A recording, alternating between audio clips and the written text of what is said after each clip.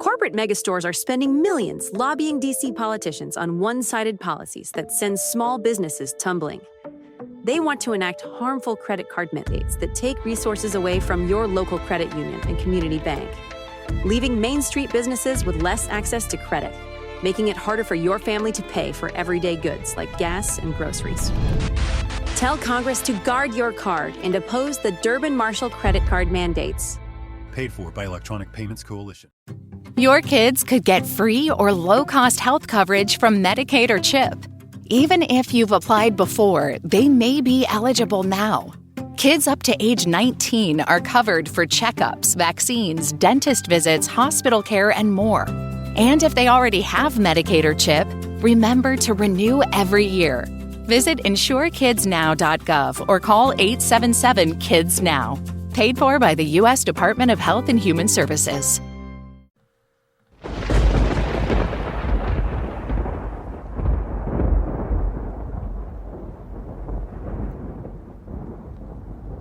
Bienvenidos un día más a Trazo de Tinta. Este es el episodio 3 de la temporada 3, en el cual hablaremos de una cosa que es muy interesante, que siempre he querido hablar, que se llama la métrica fantasma. Se llama el latido oculto del verso libre. Es algo que no os va a dejar sin una opinión propia. Es algo que en la poesía es una maravilla y creo que va a llenaros de ganas de poder intentarlo vosotros en vuestros escritos. Créedme. Vamos a por ello. En el episodio anterior, si os acordamos, ¿de acuerdo? Hablamos del espejo del poeta, de cómo escribir desde el doble. Nos metimos en ese desdoblamiento del yo, las voces especulares, el otro que nos mira y nos escribe. Y en el primer episodio de esta temporada estuvimos hablando de las luces y de las sombras, del contraste temático, tonal, de cómo todo eso tensa un texto y de la parte más personal. En hablando de esta métrica fantasma, os quiero empezar con una frase. La frase dice así: tu verso libre no es tan libre como crees. En realidad, late, tiene un pulso. Y hoy vamos a intentar ponerle un estetoscopio. Pues bien, este tema de la métrica fantasma me obsesiona desde hace años. El ritmo oculto que hay detrás del verso libre es esto que le llamamos esta métrica fantasma. No es una etiqueta que se pueda decir que sea académica, que sea oficial, ¿de acuerdo? Pero te puedo asegurar que cuando acabes este episodio vas a ver las cosas en tus poemas que antes estaban ahí, pero que a lo mejor no las escuchabas porque estaban en silencio. Todo el detalle que estamos hablando aquí en el podcast se ha hablado de una u otra manera en el blog. Te invito a que eches un ojo al blog, a las redes sociales. Estoy publicando todos los días en YouTube, a nivel de shorts. Estoy también haciendo publicaciones de Reels y de Stories en Instagram, en Facebook, en LinkedIn, en TikTok. En todas las redes. Es todo o nada, ¿vale? Entonces, es algo que me gusta mucho recalcar para que tengamos la fotografía completa. Al final de este podcast te lanzaré un reto con un hashtag en particular que se llama el hashtag de la métrica fantasma. Así que, vamos. Vale, ¿qué demonios es la métrica fantasma? Intentemos definirlo, ¿de acuerdo? La definición operativa de la métrica fantasma sería un patrón rítmico que esté subyacente en base a sílabas y acentos, que se repite con variaciones mínimas. Digamos, por ejemplo, más o menos una sílaba, un pequeño desplazamiento acentual, a lo largo del poema sin corresponder a una estrofa clásica cerrada. Digamos, por ejemplo, los endecasílabos perfectos, los alejandrinos, etc. ¿Qué quiero decir con esto? Pues quiero decir que no es que tu poema tenga 11 sílabas perfectas todo el rato. Es que, sin querer, o queriendo, trabaja en bloques que se van repitiendo con pequeñas permutaciones. El lector no lo conoce como una métrica tradicional, pero su oído sí que siente un orden, lo que podríamos llamar un pulso emocional. ¿Y por qué esto importa? Pues porque te da la libertad dentro del orden. No suena a un soneto, pero tampoco a alguien que lanza palabras y respiración. También importa porque cuando tú te pones a leer en voz alta, el cuerpo detecta ese patrón y, de una forma totalmente inconsciente, regula la pausa, regula el énfasis y regula el silencio.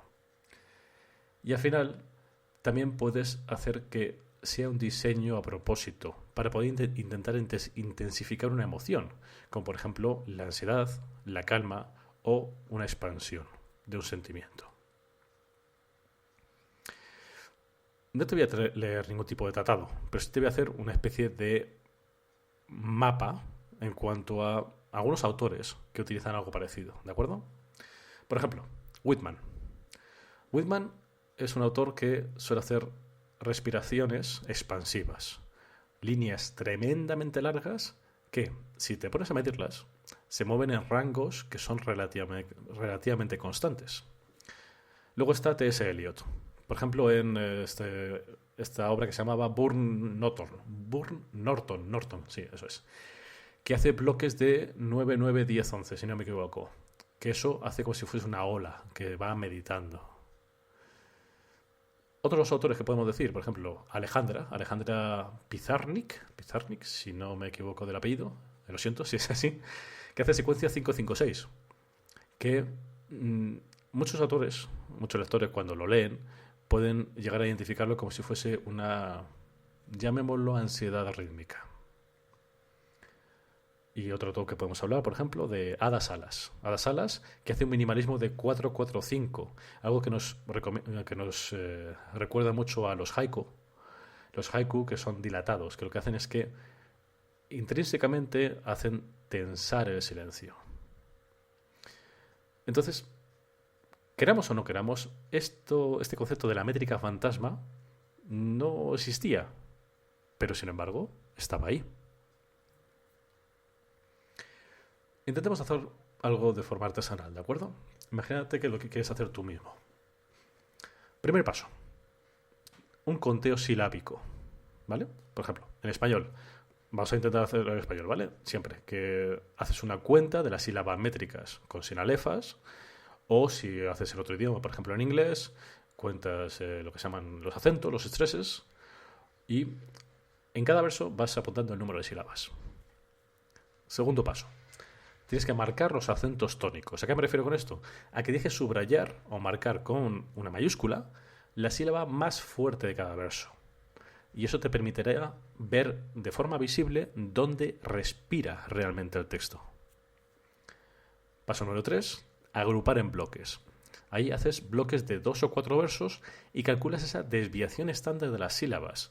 Por ejemplo, imagínate, si quiero hacer una forma más técnica, trabajando con una hoja de cálculo, hay un phi que, si ese phi es menor de 1,5, pues seguro que hay un patrón escondido.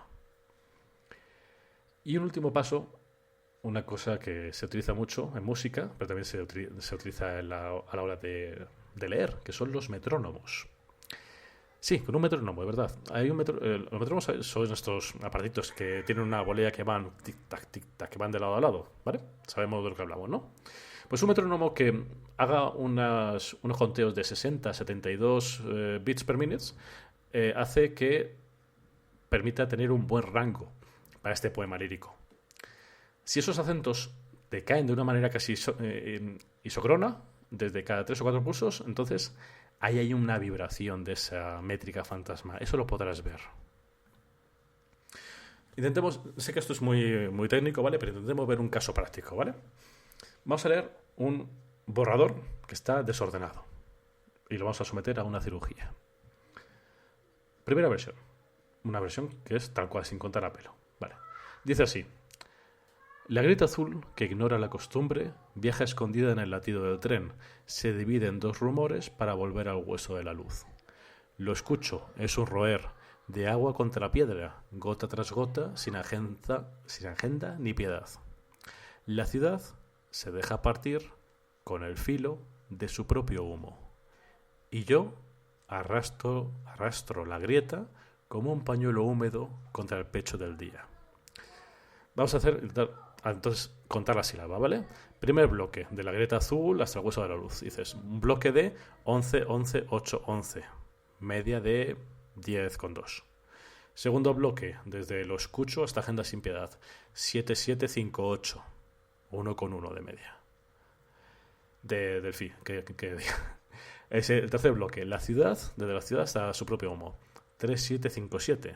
Eso permite que sea mucho más disonante, haciendo un tropiezo. Como habéis visto, en la última parte he estado haciendo muchas más paradas, mucho más silencios. Y el último bloque, un 2778, que hace una similar al segundo, pero con un inicio muy corto, que es y yo arrastro la grieta con un pañuelo húmedo contra el pecho del día. Entonces imaginaros que queremos alternar conscientemente dos tipos de respiraciones. Una profunda y larga, la del 11-11-8-11, y otra rápida y nerviosa, la del 7-7-5-8. Es distinto decir, por ejemplo, la grieta azul, que ignora la costumbre, viaja escondida en el latido del tren, se divide en dos rumores para volver al hueso de la luz, de forma profunda, larga, tranquila, a lo escucho, es un roer de agua contra piedra, gota tras gota, sin agenda ni piedad, que son al fin y al cabo 4 versos, pero que son tan cortos que el propio contenido del texto te hace leerlos más rápidamente. Corporate megastores are spending millions lobbying DC politicians on one-sided policies that send small businesses tumbling. They want to enact harmful credit card mandates that take resources away from your local credit union and community bank, leaving Main Street businesses with less access to credit, making it harder for your family to pay for everyday goods like gas and groceries. Tell Congress to guard your card and oppose the Durbin-Marshall credit card mandates. Paid for by Electronic Payments Coalition. You just realized your business needed to hire someone yesterday. How can you find amazing candidates fast? Easy. Just use Indeed. Stop struggling to get your job post seen on other job sites. With Indeed sponsored jobs, your post jumps to the top of the page for your relevant candidates, so you can reach the people you want faster. According to Indeed data, sponsored jobs posted directly on Indeed have 45% more applications than non-sponsored jobs. Don't wait any longer. Speed up your hiring right now with Indeed. And listeners of this show will get a $75 sponsored job credit to get your jobs more visibility at Indeed.com/ARTS. Just go to Indeed.com/ARTS right now and support our show by saying you heard about Indeed on this podcast. Terms and conditions apply. Hiring? Indeed is all you need. Entonces imaginaros que queremos alternar todas esas respiraciones, ¿vale? Entonces podemos cambiar un poquito eso para que, por ejemplo, la tercera parte, la de la ciudad se deja partir con el filo de su propio humo, lo podemos cambiar para que pase a ser un 7-7-5-8. Y en vez de decir eso, de la ciudad se deja partir con el filo de su propio humo, podemos decir algo como ciudad que se resquebraja, se deja partir con filo propio de su propio humo. Y simplemente con ese cambio hace que en vez de tener una muchísimo más rápida de 3 sílabas, hacemos una de 7-7-5-8 y permitimos que sea mucho más continua. Y al final todo eso se puede alargar tanto como queramos. Si decimos ese y yo arrastro la grieta, se puede decir y yo mismo, se puede intentar alargar lo máximo posible para poder intentar hacer que ese patrón aumente. En resumidas cuentas, lo que podemos hacer es ese fantasma, podemos hacer esa métrica fantasma para que sea como un látigo extra, que no sea una cárcel, ¿de acuerdo? Pero que te permita no encerrarte, sino ordenar esos versos en la métrica que tú quieras. Esto de nuevo implica estar contando las sílabas y obviamente no es algo que todo el mundo se haga. Yo soy muy partidario y lo sigo siempre del verso libre, sin contar sílabas, pero en este capítulo y en estos capítulos, os dais cuenta, estoy yendo un poquito más a la parte más técnica, de distintos detalles, para que podáis ver el giro que puede dar si queremos hacer que mejore, que tenga un tecnicismo por detrás, una métrica más forzada. Y esto no es algo malo. Quiero decir, no es algo que nos vaya a romper nada, sino simplemente va a ordenar y va a hacer que el lector tenga esa respiración forzada y note esos cambios de métrica. Pues bien, intenta imaginarte cómo hacer tu propio patrón, ¿vale? Un patrón tipo fantasma, overlay, ¿vale? intenta hacer un compás interno. Si no tiene metrónomo, no pasa nada. Intenta hacer un compás de 70 bits o de lo que sea. Que sea. Tas, tas, tas, tas, tas. Y luego empieza a escribir ese primer borrador en la prosa, sin pensar en las sílabas. Tú simplemente escribe. Y a partir de ahí, lee y corta en versos guiándote por la respiración. Y ahí, sin pretenderlo, casi como si fuese un accidente, empezarás a ver lo que se llaman bloques repetidos. Cuando veas que el bloque se rompe, cuenta y ajusta más menos 1. Y luego inserta un verso más pulmón, es decir, inserta más o menos, métele 3 sílabas más cada X líneas que tú quieras para intentar evitar esa misma monotonía.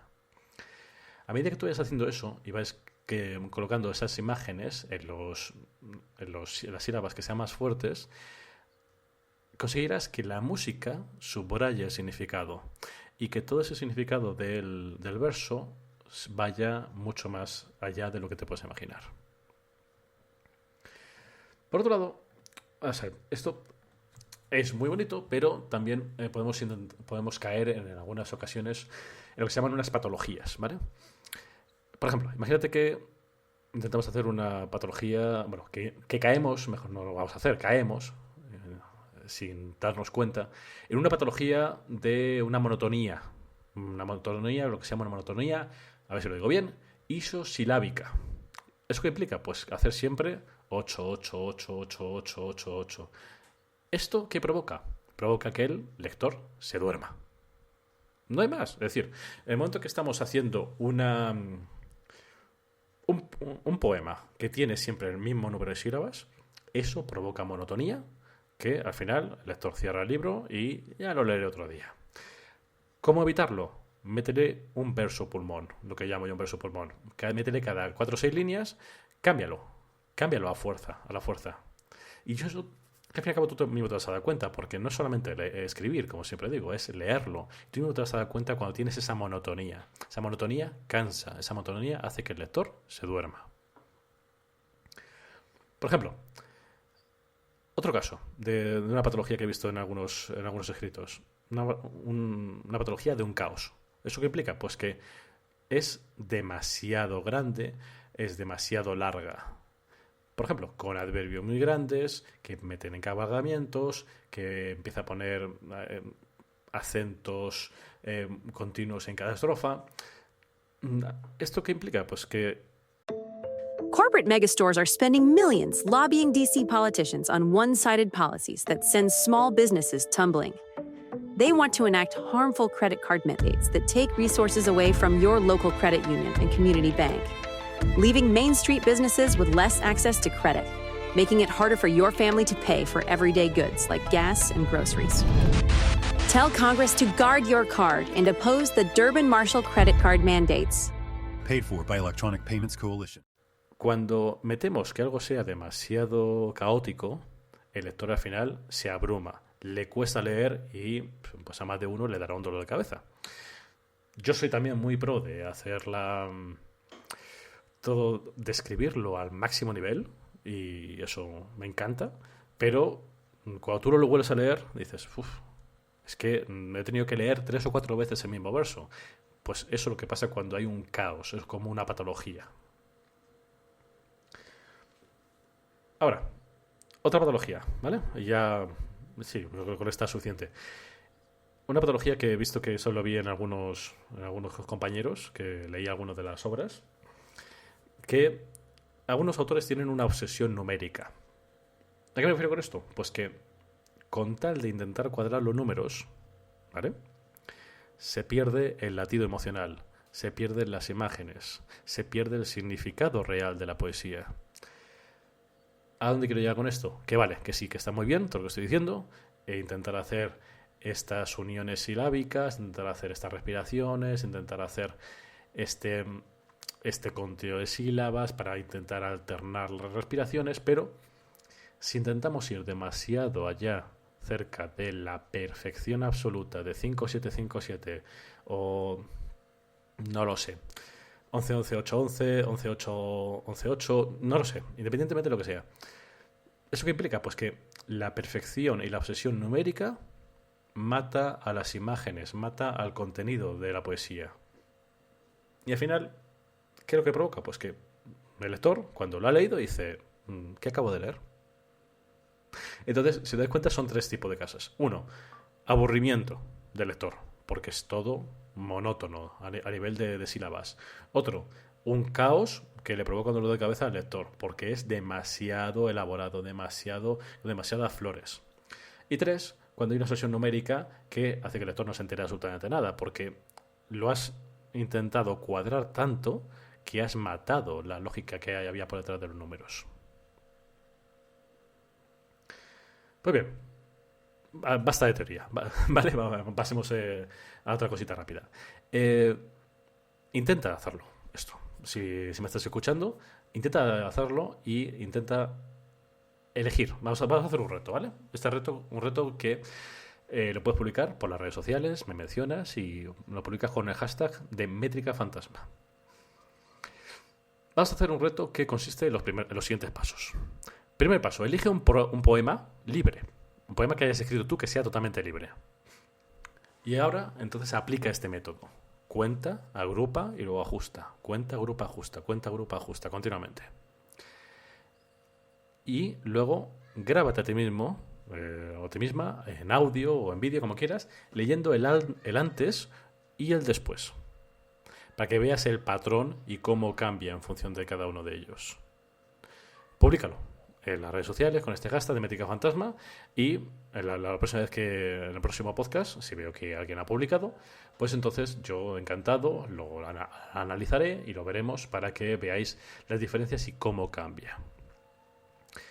¿Esto qué permite? Pues permite justamente, como digo, permitir ese cambio de pulmón, ese cambio de sintonía, de cómo se están diciendo las cosas. Es algo que entiendo que es complicado y a lo mejor necesitáis echar un ojo a la publicación del blog que hice para esto o volver a escuchar lo que acabo de comentar. Pero una vez que entiendes por dónde van los tiros, es muy sencillo. Al final, cuenta las sílabas, alternas, ajustas. Cuenta, alterna, ajusta. Y a partir de ahí puedes hacer que el sentido y el valor literario que tiene de por sí toda la poesía, pues cambia totalmente. Y os puedo asegurar que cambia para bien. Para bien. Pues bien. Esto está muy bien, ¿vale? Pero intentemos pensar un poquito y vamos a ver. Cuando esto lo expliqué fue hace una semana o así, lo expliqué en un círculo cerrado de conocidos. Y esto me empezaron a hablar, me empezaron a hacer alguna serie de preguntas que me las había apuntado y las quería compartir aquí con vosotros. ¿Esto para qué sirve? Sirve para la palabra hablada, sirve para que la palabra hablada sea más potente. Esa fue una de las preguntas que me hicieron y yo dije, pues sí, por supuesto. ¿Por qué? Pues porque eso provoca que el público que te escucha sienta la cadencia y te ayuda a ti a mantener las pausas y hacer las pausas con intención, no unas pausas forzadas, ni mucho menos, sino te permite hacer esas pausas con intención y con un tiempo que es difícil de ver. Pregunta número 2. Me dijeron, oye, y esto, vale, esto está genial para la poesía, pero ¿y para la prosa poética serviría? También. Porque al fin y al cabo tú puedes hacer lo mismo con una prosa. Lo único que tienes que hacer es contar las sílabas por frase. Es un poquito más pesado, por así decirlo. Pero si cuentas las sílabas y mapeas los acentos, seguirás viendo los bloques. Porque cuando hacemos una prosa poética, esto seguimos teniéndolo, ¿vale? Seguimos siendo culpables de enfrentarnos a ese tipo de repeticiones. Y última pregunta que también tenía aquí apuntada, decía, a ver, sí, aquí. Dice, oye, ¿importa el conteo exacto, de sílabas, si el ritmo funciona? Y claro, y esto tiene como un doble filo, ¿vale? ¿Por qué? Pues porque en realidad no importa tanto el número de sílabas que tiene, sino dónde está el pulso emocional. ¿Dónde está la pausa? ¿Dónde está la métrica fantasma? ¿Dónde está esa inspiración, esa pausa? El conteo al final es un medio, no es el fin. Por eso mismo intentaba decir antes que no es necesario estar siempre forzando, intentando encontrar sí o sí la métrica absolutamente exacta, porque al final caemos en el perfeccionismo y eso no es demasiado bueno. Entonces, espero que os haya servido todos estos detalles. Sentiros libre de escucharlo tantas veces como queráis, porque sé que es un poquito teórico, un poquito pesado, pero sirve muchísimo en un momento que encuentras y entiendes la lógica que hay por ahí detrás. En el blog está también explicado, os invito a que lo paséis y lo echéis un ojo. Pero antes de terminar la publicación de hoy, os quiero leer un par de cositas, porque es decir, yo en el podcast anterior, el capítulo 2, pues dije que íbamos a tener una serie de tiempos para poder hablar, para poder volver a recitar poesías, y lo voy a cumplir, por supuesto. Y también dije que iban a volver los invitados. El invitado que iba a venir hoy, no lo he dicho antes, pero lo digo ahora, ha tenido una imposibilidad médica y al final pues no ha podido venir, pero vendrá lo antes posible. Y yo también estoy buscando a más gente, así que si quieres venir, contarnos tu vida, que podamos hablar acerca de literatura, de la vida, de política, de historia, de lo que sea, siéntete libre, ese es tu punto. Pues bien, permitidme que os lea un par de poesías. Esto no lo sabe mucha gente, pero mi primer libro no fue Los pensamientos olvidados. Mi primer libro fue uno que se llama 101 poesías. Este libro lo tiene una persona que ha sido siempre muy especial en mi vida y que se lo regalé y que espero que lo tenga en el máximo cuidado, como sé que lo tiene, y en el cual fue un libro que escribí a mano, con tinta, con pluma, y que, como su nombre indica, tiene 101 poesías. 101 poesías que yo escribía en Word y que luego pues decidí, vale, pues entonces tengo que empezar a ponerlas en papel para luego poder hacerlas. Por desgracia no tengo la copia de todas, pero sí tengo gran parte de ellas. Entonces os voy a leer dos de ellas. La poesía número 100 y la poesía número 101. Las dos últimas del libro, que creo que son también pues dos que me han llevado mucho y que siempre me han gustado, y por eso también las seleccioné dentro de los cientos y cientos que hice en ese entonces. Esto para que os hagáis una idea, estas poesías las escribí hace 22 años, en el 2003. 22 años. Madre mía. Bueno, poesía número 100. Dime, ¿tú qué sabes? ¿Qué es el amor? Dime, tú que has probado los labios de un señor que te quitó el alma y el corazón. Dime, tú que sabes qué es el amor. Dime, tú que me has robado mi alma y no me queda más que dolor. Dime, tú que sabes qué es el amor. ¿Un sentimiento? ¿Un dolor? ¿O quizás algo mayor? ¿Una fuerza? ¿O quizás una especulación? Dime, ¿tú qué sabes qué es el amor? ¿Es esto lo que siento o solo una ilusión? ¿Es esto que me duele muy al fondo de mi corazón? ¿Es esto que siento al verte a mi alrededor? ¿Es esto que me hace dar vueltas a mis pensamientos y no me deja saber si te quiero en realidad? ¿O es esto que palpita dentro de mí, esto que suena en mi interior, esto que acaricia mi corazón, esto que siento por ti, mi amor?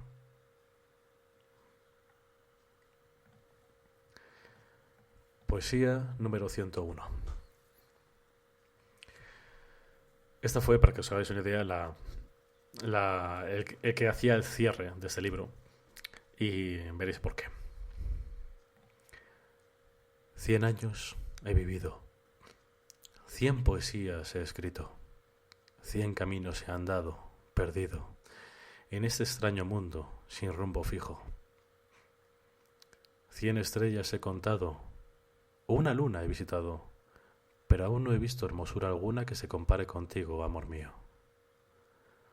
100 ninfas me han mostrado su gran belleza, he observado. 100 hermosas princesas que tuve al alcance de mi mano. Pero te escogí a ti, simplemente porque te amo. 100 caminos he andado, mas con uno solo me he quedado, en el que aparecías tú, esplendorosa, aquí, a mi lado. Inmortal me he creído, insensible me han dicho, pero ellos no saben que cada día he vivido, por ti he rezado y por ti me he perdido. Y ahora estoy aquí, sin sentido. Mis días contados ya han sido. Tan solo me llevo de aquí tu amor conmigo. Mis mejores años han sido contigo. Mis mejores sueños, mis mayores olvidos de un tiempo pasado sin ti ni sin tu abrigo.